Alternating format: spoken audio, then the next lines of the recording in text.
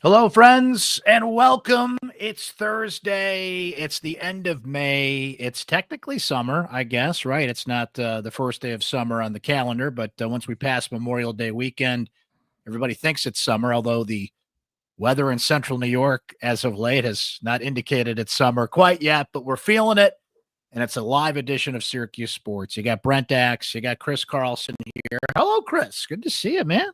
What's cooking? Not a whole lot. Not a whole lot.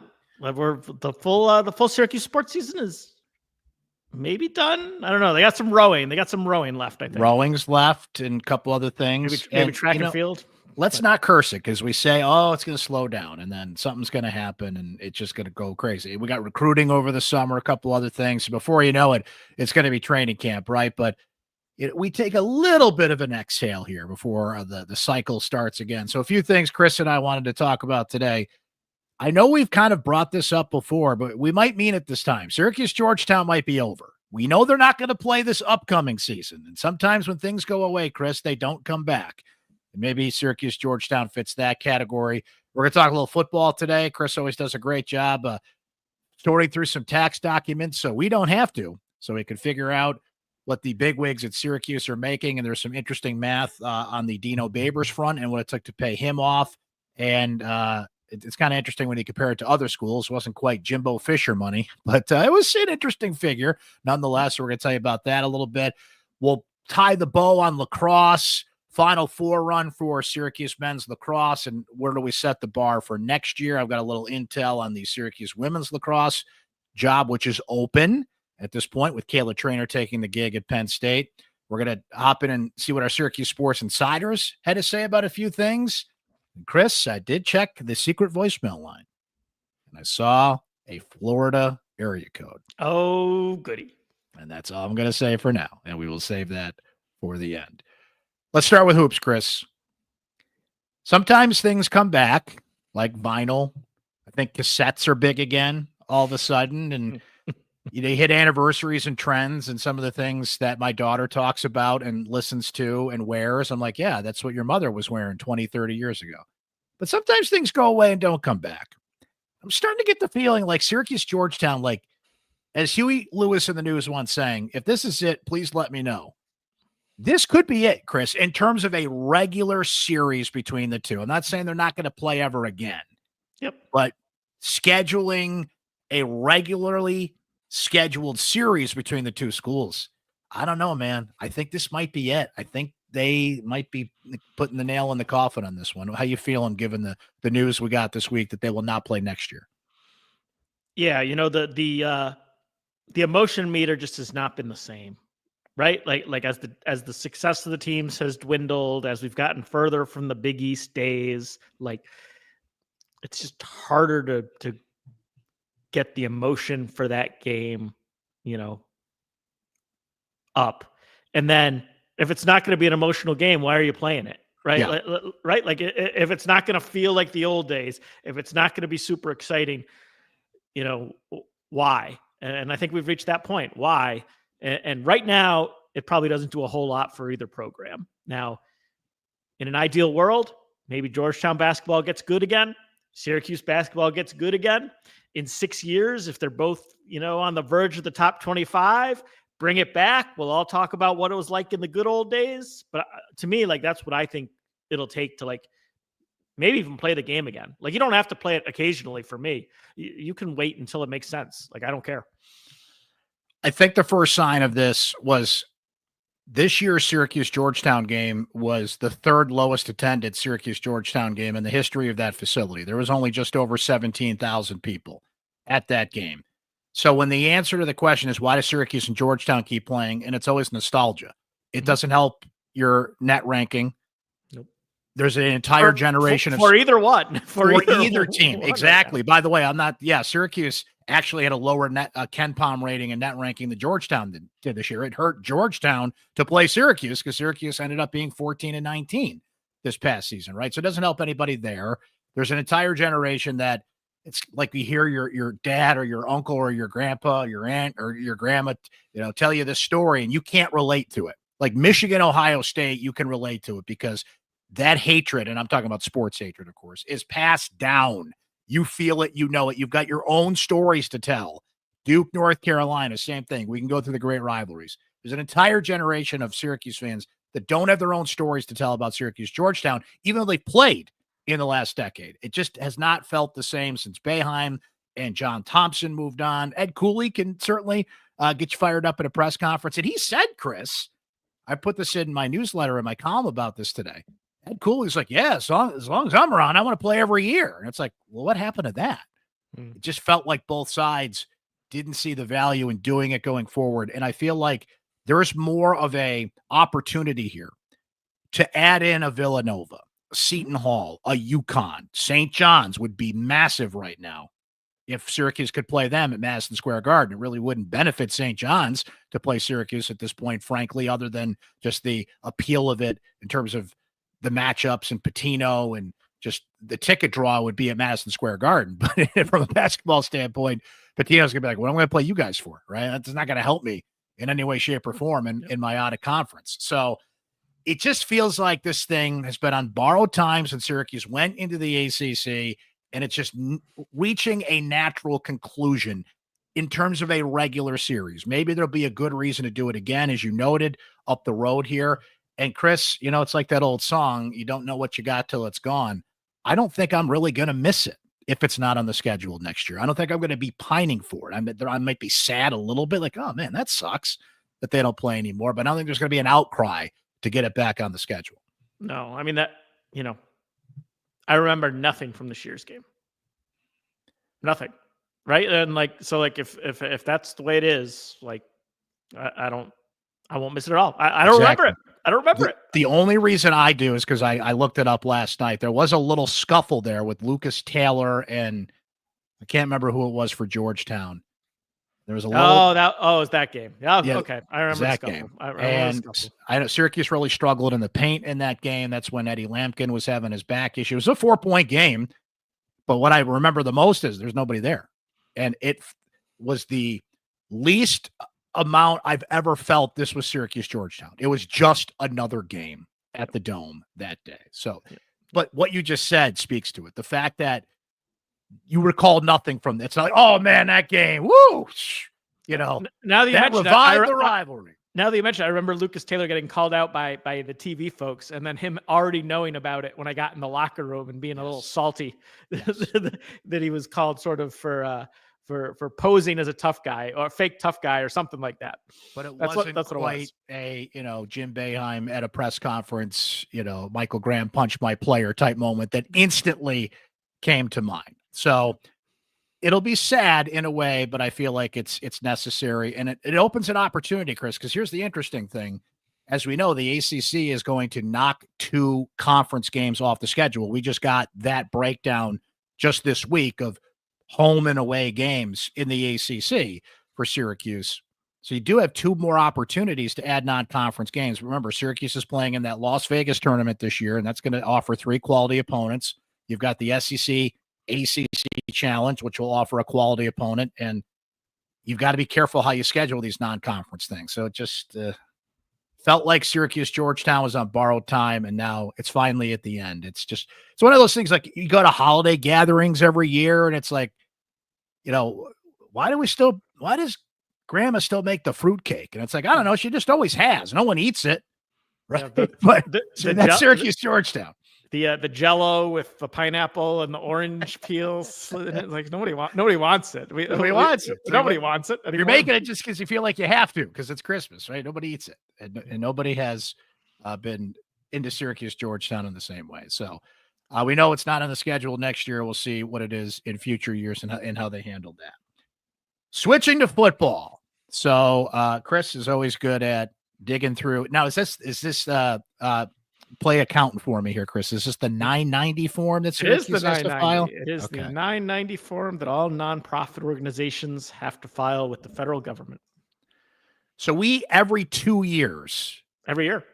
We get it every year, but it's like 2-year-old information, right? Yes. Okay. Yes. So we're looking back at a couple years ago. Now, the interesting thing that popped this year in getting that 990 form was basically what Syracuse had to pay out Dino Babers after Dino Babers was fired as the head football coach at Syracuse. So Chris did the math on this. So how was the mathin' on the Dino payout? Well, when I come back in my next life, I want to be a fired football coach. That's how the math looked to me. Just give me 2 years at a P5 program and fire me, because for Dino's final season, he made $13 million total. That included his salary for coaching the team as well as the buyout, and his buyout was $8.9 million. So $8.9 million to leave his job. Not bad. I will take.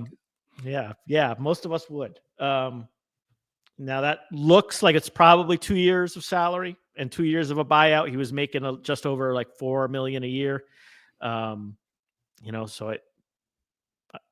it doesn't say explicitly, what all the buyout is for.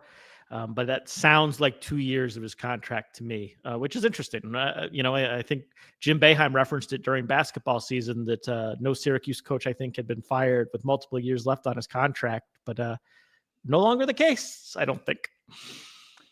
$8.9 million to go away. Yeah. Give me that kind of gig. To quit your job. You can have $8.9 million. Coming back as a fired football coach, I also need to, I guess I need to learn the lesson of hire an agent that can write my contract and put that, put that in fine print somewhere, right? About getting a buyout like that. That's incredible. And Chris, the thing is, like, people would see that and maybe your eyes open a little wider, but it's a record for Syracuse. It's a record for Syracuse. It's a record for Syracuse, but it's a pittance compared to, say, now Jimbo Fisher's an extreme example. Yep. But Texas A&M had to pay Jimbo Fisher $76 million to go away. Like, yes, please. I bring it on. Golden parachute, baby. I'll see you on the beach. Right. So go ahead. I was going to say that's one extreme one way. Syracuse, It's a big number for them, but that number is not getting any smaller. Right. So it just shows you the cost of business, even if you're Syracuse. That I always said this, Chris, and it's not that I push back on people that you got to fire the coach. You got to make a change. What I always caution, though, is this costs you more money than you think. You have to take these things into consideration about buyouts and how long's the contract. There was a time when people were the hashtag pay Dino was trending after that 10-win season. They had to extend them. They had to. Yes. We would have. I mean, I know, right? The numbers might not look good, and I'm going to bring that up in a second. In hindsight, when you look at that buyout, but you and I both know if they didn't extend them and they somehow lost them, you and I would have been on here saying the Syracuse program is done. They can't pay to keep a coach. How can you root for this team? Like, we would have killed them if they didn't extend them. We would have killed them. You're darned if you do, darned if you don't. Now, where this rings a little true here, Chris, is there are already Syracuse fans saying you need to extend Fran Brown, right? You need to give him, and we don't know what Fran Brown's contract details are. Syracuse does not have to reveal that. Find out next year on the Friday before Memorial Day. There you go. It is strategically timed, I believe, for me to ruin my Memorial Day weekend. No barbecues for Memorial Day, Chris. He's digging through tax documents in that case. So we'll see. That's how I pregame. I pregame with tax documents. We'll see what Fran's getting paid next year. But yeah, if you do want to extend Fran, like if Syracuse in a season with one of the toughest schedules in the country wins 8 or 9 games, and if some recruiting wins happen, if they continue down the path that they're on here and he continues to build the goodwill amongst the fan base, there will absolutely be a strong cry for John Wildhack to extend Fran Brown beyond the details of the contract. These things are typically like 4 years, but we don't know. If this was a public school, you would know, and exactly what we're dealing with here and what Syracuse would have to do. So that it's interesting. So you actually so we knew the buyout number here, but you also did a little interesting math on what was it, kind of how much each win Babers cost? Like what did you do to put a little spin on this? Well, I just looked up how much he made over the course of his Syracuse career. Okay. I think so he made $36.5 million during his time here. So almost $40 million. And I was thinking to myself, how do you feel about that? And I know Syracuse fans are counting wins. They're not counting dollars. Mm-hmm. But the Dino Babers tenure for $36.5 million. How do you feel about that, exchange right now? I would say that sounds a little heavier than I thought. Right? Would you take it? Like, would you do it? Like, if the deal was when you hired Dino Babers, hey, we were going to pay you $36.5 million and these are the results you're going to get, would you take it? Well, I'd have to think about that because I would. Like, I know the results are bad at the end for Dino, and you did have to fire Dino, but you got a 10-win season, first time in 16 years in 2018 with Eric Dungy. And while it took Fran Brown to finish the job, he left you some tools that got you another 10-win season. He That's left a fair you Justin point. Barron. He left you Marlo Wax. Like, he left you some key guys. Now, you absolutely should have fired him, right? Like, I'm not saying you should have kept going, but I think you probably got your money's worth. It's probably about right in terms of the. So so that money, it was an 8-year tenure, the 10-win season, couple of bowl games. Look, COVID. Everybody got rocked one way or the other by that. Syracuse actually managed to play a season, which a lot of teams, didn't in COVID, at least a full season, right? Mm-hmm. Dino at the end. Yeah, all things considered, yeah, maybe that's it's about right to me. You know what? Really starting to, and I was not a math major in college, but just kind of like going through it in my head here. I guess you do take that. Like, that's the cost of doing business. Now, I wonder, what's the number? Had you had come to me at Fran Brown's press conference and say, this is exactly what's going to be, this is the tenure, this is how much we're going to pay him. Because there's the fear that if he continues this success, that a Texas A&M booster is going to come in and offer Fran Brown an offer he can't refuse and that Syracuse can't match. I think that's where Syracuse fans are coming from too, in terms of extending Fran or giving him a contract worthy of the modern times, so someone doesn't swoop in and give him an offer that Syracuse cannot match. And I know Texas A&M is maybe a different animal, but it will be interesting. Like, Syracuse did that and made that agreement and signed that extension at a time where athletes could not be paid, right? So you didn't need to find this $20 million annually to pay athletes on top of the coach's buyout. Mm-hmm.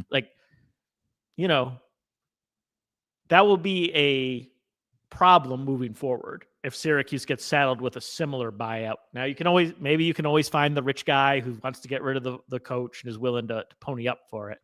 But, Syracuse is going to have to stretch pretty thin to be paying athletes $20 million a year in rev share.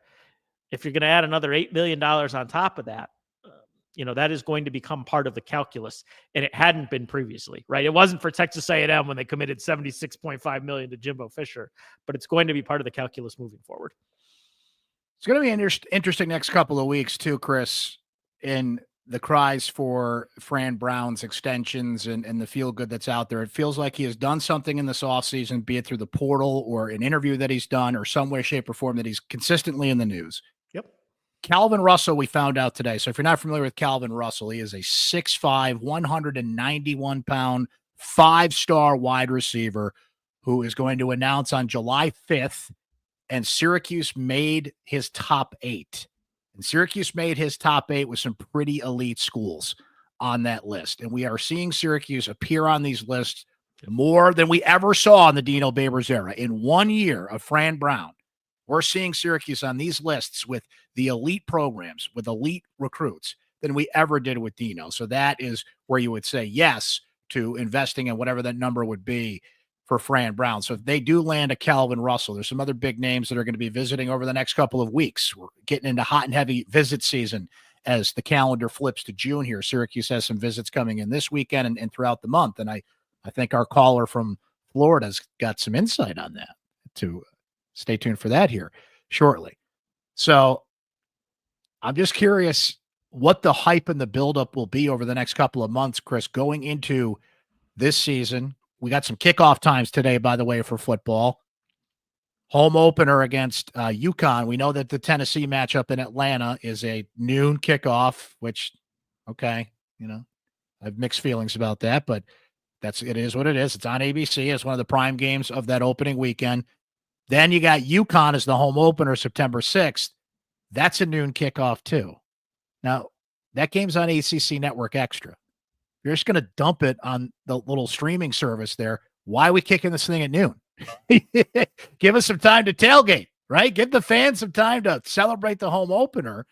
And, if it's just going to put it on a streaming service, what difference does it make? I mean, someone's going to email me and be like, well, this is why. And I'm sure there's a reason for it. But so you got a noon kick for the opener, September 12th. Happens to be my birthday, by the way. Friday night, Syracuse-Colgate. That's a 7 o'clock kick. And we got the North Carolina kick off as well, Halloween night, October 31st, which is a 7:30 kick on ESPN. So you're either at noon or night games so far in the home slate for SU football this year. It's going to be interesting how that goes and how fans kind of prepare for that and get their tailgates ready and everything for that. But they'll deal with the perceived, bad kick times because they're excited about football no matter what time they play. So that's the trade-off this year. Yep. What do you think? Over under on fisherman mermaid costumes for the North Carolina game, couples costumes. I thought of that. How many? How many we got? How many we got? I will take the over. 3. I will take the over, whatever it is. Syracuse fans, we are counting on you, especially some of you. Chris said it. It's a great couples costume. We've got some very creative students at Syracuse University. If I don't see a Bill Belichick fisherman and mermaid at the Dome on Halloween, I'm going to be very disappointed. That is going to be one hell of an atmosphere. Halloween night, Friday night. Woo, baby. That is Bill Belichick in town in North Carolina. You're going to have some torn up t-shirts or sweatshirts with a cut down it. That'll be a popular costume this year in the Dome. We're going to see a lot of Bill Belichick, Jordan Hudson couple costumes in the Dome, I'm sure, on Friday night, October 31st. Can't wait for that. It's a little football in the air. Nothing wrong with that, kids, as our friend Rock and Ron will get to here shortly in his voicemail. A couple more things, though, Chris, and I want to highlight some comments from our Syracuse Sports Insiders as well. I just want to put a bow on lacrosse here. I was going to say we got this far without referencing the most recent event. We almost got Memorial Day, Chris, to Memorial Day. Syracuse made it to Memorial Day weekend. So while you were sorting through those tax documents, they played the worst way you can against Maryland, okay? You cannot come into a game against Maryland unprepared in that way, make mistakes, have no plan B. I mean, Maryland they trucked them. Maryland outcoached them. They outclassed them. They outplayed them. There was an 8-0 run that put Maryland up 8-1 in the second quarter. You can't be down to Maryland that far and dig out of that hole. That's just a team that loves to put you in a vice grip, and you can't get out of it. Now, Cornell, to their credit, played about as flawless a game as you can play to beat Maryland in the national championship game. It helps when you have C.J. Kirst, who's the best player in the country and just had arguably the best individual season in the history of the sport at the college level, right? But Cornell made Maryland chase them around a little bit. Cornell kept the turnovers to a minimum, and they imposed a little bit of their will on Maryland. I was stunned to see Maryland making mistakes in the fourth quarter of that game that you never see Maryland make, right? That's what Syracuse had to try to do in that Saturday Final Four matchup and just couldn't do it. I also have to say this, Chris. Gary Gates got to coach a little. That sounds weird, right? But if you watch the Syracuse sideline, John O'Derner runs the defense, Pat March runs the offense. It is, how can I frame this? There are too many times I look on that sideline and I don't see Gary Gate talking to anybody. I don't see Gary Gate engaged. I don't see Gary Gate coaching. Whereas when I see John Tillman on a sideline at Maryland, or I see Connor Busick on a sideline at Cornell, or Jeff Tambroni on a sideline at Penn State, whatever the case may be, they are engaged. They are into it. Gate has been hands off. He trusts his assistants. It's not that Gary's not involved in game planning and other things, but he's such a great lacrosse mind that I don't understand why he doesn't feel like he should offer more of his insight during games. Now, they made it this far without Gary Gate being that type of coach. So they have to be complimented for this Final Four run that they made for sure.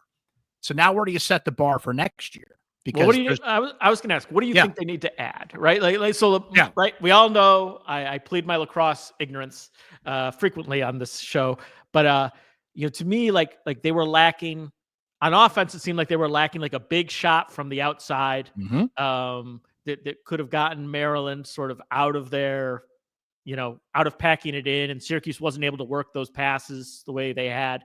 They have a face-off guy. They seem like they have a talented offense outside of that big shot. What else do they need? What else do you think they need? So they bring back a lot of experience next year. Luke Roa and Michael Leo, I think, qualify for what you said. Guys that have velocity on their shot, but they couldn't set it up, and Maryland was all over them. And they do need another one of those guys or two. So midfield depth is at the top of my list. Okay. Syracuse certainly needs to go and get some short stick defensive midfielders. They're losing Carter Rice in that category, who actually got picked in the PLL draft. They needed a solid 2 or 3 short stick defensemen that can meet Maryland in the middle of the field and match up with them physically. I think even though Syracuse returns a lot of defensemen, Chris, they still need another shutdown defenseman out of the portal if they can find one. They return our goaltender next year in Jimmy McCool and Michael Ippoliti. They're set there. You brought up, they've got the ultimate weapon in John Mullen, though. Maryland and Princeton did find a way to neutralize John Mullen. I think people are starting to pick up on some of his tendencies. I'll still take him over anybody in the country. Don't get me wrong, but there's some strategy now that people are figuring out with Mullen that Syracuse will have to adjust to. So I would say shutdown defender. I would say outside shot. I would say short stick defensive midi. And look, Syracuse has Joey Spallina coming back. They have Finn Thompson coming back. Peyton Anderson returning. Trey Deer at attack. They still need an attackman that can challenge defenders and beat defenders on the dodge, which they just don't have enough of on that roster. They're a little too finesse on that offense. And now that Syracuse made a Final Four run, not that they weren't a desirable destination for a recruit, but you build on that momentum. And the next step now, Chris, is Memorial Day, right? I was gonna say, it's like with the guys coming back, like it has to be a national championship or bust type of season. Not that you say, oh, we lost in the title game, but that's got to be the goal next year, right? It has to be, because they've gone up the ladder. Winning the whole thing, not even making it, but winning the whole thing. Okay. Winning the national championship, because you've got all that talent that are all seniors. They've stepped up every year of the gate era. So you go from losing season to barely missing the tournament to quarterfinals to Final Four. The next step is not just to make Memorial Day, but to win a championship with that level of talent they have and the adjustments they need to make, as I was saying, to beat a team like Maryland earlier. It's funny because Gary Gate all year just brushed that aside and his one game at a time mentality, and they did not lean into it and embrace that. Well, what are you going to do when you're expected to win a championship, right? That's going to be an interesting philosophical challenge for him next year. But look, all told, this team got back to the Final Four, Chris. Sometimes you got to taste it to know what the journey is like and what it takes to do it. Gary mentioned that in his press conference after the loss. Like, we know what it takes now to get here. And now they know what it takes to win. Because I watched Maryland play Cornell in that national championship game. I said, Syracuse is not on that level. But they can get there. They've got the goods to get on that level. And they've got 1 year to do it, basically, before everything kind of resets a little bit. Well, then, right. And that should be the motivating factor for every workout they have between now and next Memorial Day, right? Is like, you guys saw the difference between us and a championship game team. Mm-hmm. Like, we got to make up that difference. So get to work. That is the typical pattern is a team gets close and then they get there the next year. We've seen it sort of time and time again. So, they should not lack for motivation this offseason. And I think they'll all be back. You always have to factor in the transfer portal. They'll be buyers in the portal. They will be looking for guys. I think this team is bought in. I don't think you're going to see a lot of guys go into the portal. Like, they're on a mission and they want to get back there next year. Well, and we've talked about it with the football, and I know it's a little bit of a different animal with lacrosse, but if you have folks out there that care about lacrosse and NIL, like, this is the year to go pay for a bit, the piece you need in the portal. Cause they've got all the pieces around them. If there's a hole or two that you can fill in the portal, this is the year to push them over the top. No question about it. That's a great point. Now, before we get to some Syracuse Sports Insiders and a voicemail from our friend in Florida, briefly, Chris, I just wanted to offer some intel here. Syracuse is looking for a women's lacrosse coach, Kayla Trainer, taking the Penn State job, as we learned last week. So here's a couple of names I want to present for people to keep in mind. The first one is Reggie Thorpe. There is a groundswell amongst alumni, current players, family of players for Syracuse to hire Reggie Thorpe. If you're not familiar with Reggie Thorpe, he was a longtime Syracuse assistant under Gary Gait when Gary was the women's coach. Reggie was an All-American defenseman at Syracuse, won a national championship in the early 1990s. He's coached Team USA, a box lacrosse. He's been the defensive coordinator and an assistant at Florida the past 4 years, which just made the Final Four. Reggie Thorpe he's a local guy from Jordan Elbridge High School his way. He is at the top of the list of names that are out there amongst a bunch of groups. And I know that he is, I can tell you he's going to interview for the job. Okay. That's a good resume. Second name to keep in mind here is Joe Spallina. Really? Yes. So Joe Spallina, of course, is Joey's father amongst and his two brothers, Brent and Jake, who also play on the men's lacrosse team. He's currently the head coach at Stony Brook. And I know that Syracuse is considering him. I'm not sure if he's formally interviewed or not. Joe also has a position with the California Redwoods of the PLL. They start this weekend. So he's kind of busy right now getting things ready there. But I know that Syracuse is considering him. How far down the road they're going to get with Joe? Would Joe want to leave Long Island? Certainly if Joe took that job. His daughter, Alexa, is the #1 recruit in the class of 2025. She is committed to Clemson, so they would have to work that out, certainly. But Joe's name is under consideration. Michelle Tumalo is a former Syracuse star. She's the head coach at Army. From what I understand, Syracuse expressed interest, but she declined to take it a step further than that. Okay. Now, everything's a negotiation, Chris. They could go back to her. She could come back. Now, never completely shut the door, but I think Tumalo's out. I know that they looked at Katie Rowan Thompson, who is the all-time leading scorer at Syracuse history. She's currently the head coach at Albany. I don't think that's going to go forward. And I'm going to throw another name out there in the mix here, and that is Danielle Spencer. She's the head coach at Stanford. She's a Rochester native, and I know that there's some interest on both sides there. She has gotten Stanford into the NCAA tournament. They actually lost to Florida this year in Reggie Thorpe, and that is a program that is surging and on the rise. If I had to guess right now, I think it's Reggie's job to lose. I think he's the most popular candidate. I think he's probably the best candidate left on the board, and there is a lot of alumni support. And Chris, you hit on something there. From what I heard, Reggie gets the job. Let's just say there's some people that have some money that are going to support Reggie Thorpe and his program and the needed NIL and modern amenities of the sport that you have to bring in. That is an important consideration these days. Yes, it is. And that Syracuse needs to get a move on here because the portal is closing soon. There's a whole lineup of summer camps and just the recruiting circuit that you have to be on with a head coach in place. That starts soon. It's summertime coming up here. I anticipate we're going to know, I don't want to say by the end of this week, but we're going to know probably the next 3 to 4 days who the next head coach at Syracuse is going to be. And I think it's going to be one of those names that I mentioned. So, all right. You heard it here. Keep that in mind, friends. You heard it here first. You've been pretty spot on with your lacrosse assessments for me. So I'm going to take your word for it. Knock on wood. We'll be spot on with this one too. But these things, as you know, Chris, can take hard left turns sometimes. So we'll see where it goes. But that's where we're at as of now. To the insiders we go. You guys had some great comments on a number of things that we talked about today. We wanted you to comment on today.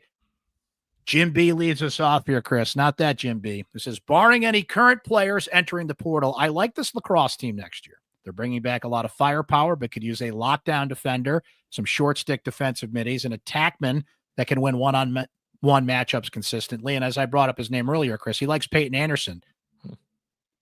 They call him Bear, 6'3", 225, big kid. Fun stat, Syracuse was 10-0 this year when Peyton Anderson scored. He did not score in the Final Four. That could be why they lost. Had to get him a goal. Had to get him a goal. Had to keep that streak going. I should have just asked Jim B what they need next year. I didn't need to ask you. Exactly. He's got it all figured out there. From Randy, who says, I think it's hard to keep a rivalry going to our Syracuse-Georgetown discussion when you weren't on the same conference. That said, he wants to see West Virginia back on the football schedule from time to time. You know, I do. I love West Virginia, just like the idea of the road trip to West Virginia. While West Virginia is not a place I like to visit very often, the country roads experience down there, pretty cool. Like, I'd be in favor of that one. Never made it there and would love to go there. And by the way, that's one rivalry that has a trophy that just kind of dissipated, right? The other one being the Syracuse Hobart lacrosse series, the Kraus Simmons Trophy. That's kind of Hobart just, they need a new coach as well. The Schwartzwalder Trophy.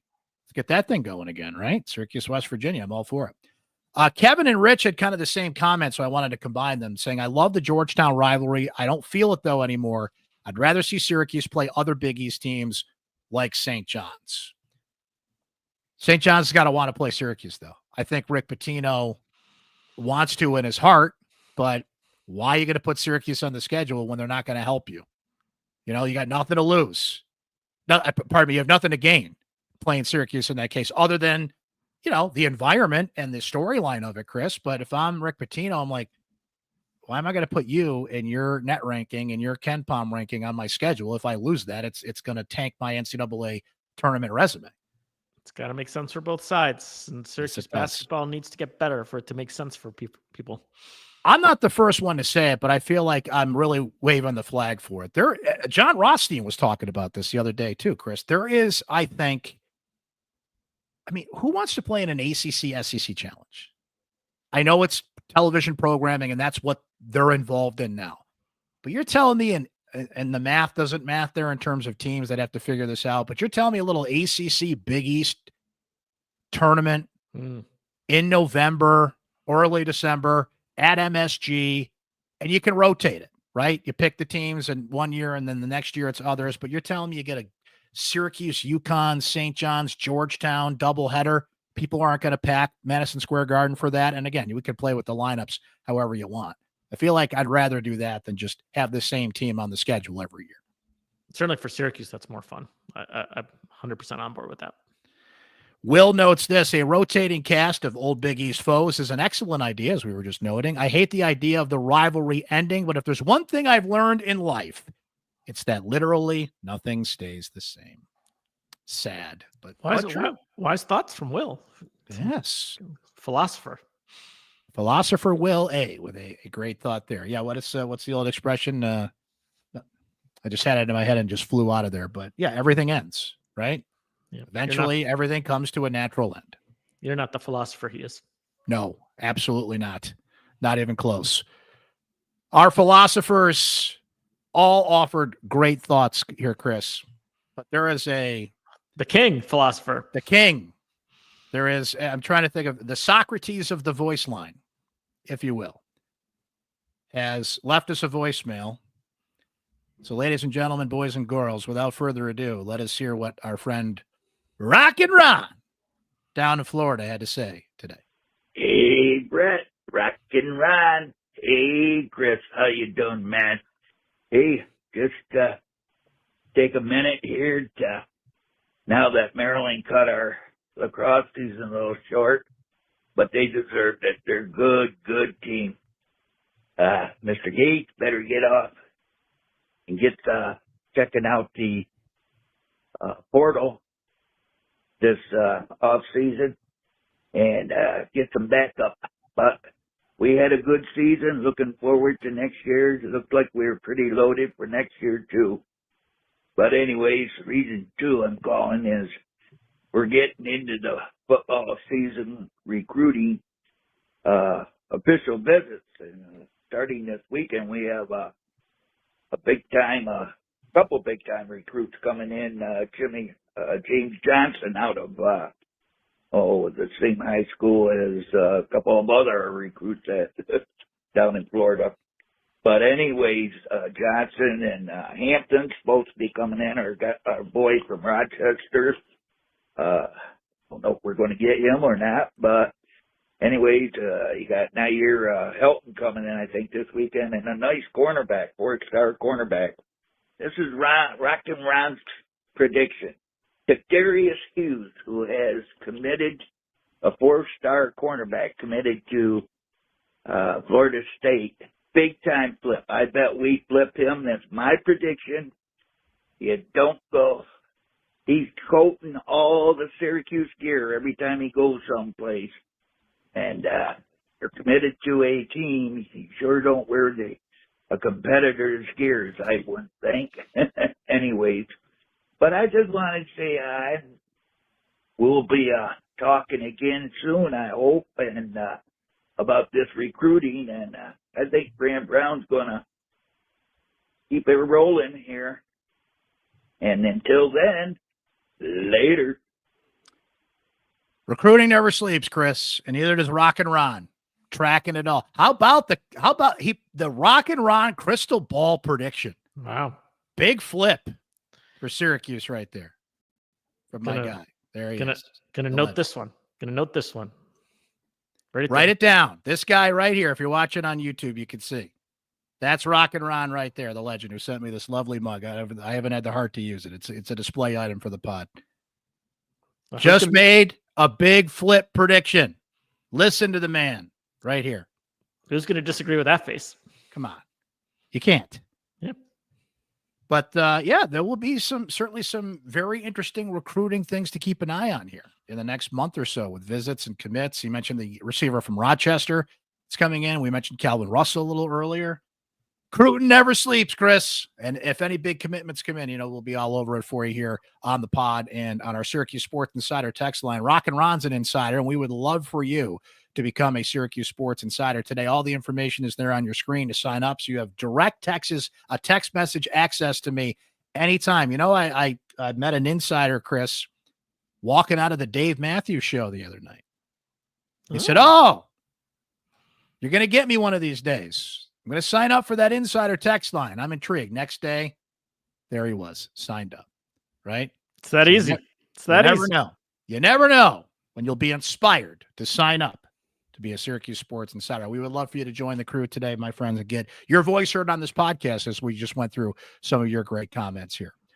All right, Chris. Well, summer beckons here. We're not going to be doing our regularly scheduled Thursday live pods here for the foreseeable future. Certainly if something comes up, we'll hop on here and do a live pod and react to it here. But really enjoyed doing this with you, man, the past few months here and getting this thing going. And we'll pick it back up soon when the schedule picks back up with football and everything coming up at the end of the summer, and pods as needed, as mentioned here. But really enjoyed doing this with you, my friend. I can't wait to get season 2 rolling on the Thursday live pod sooner than you think.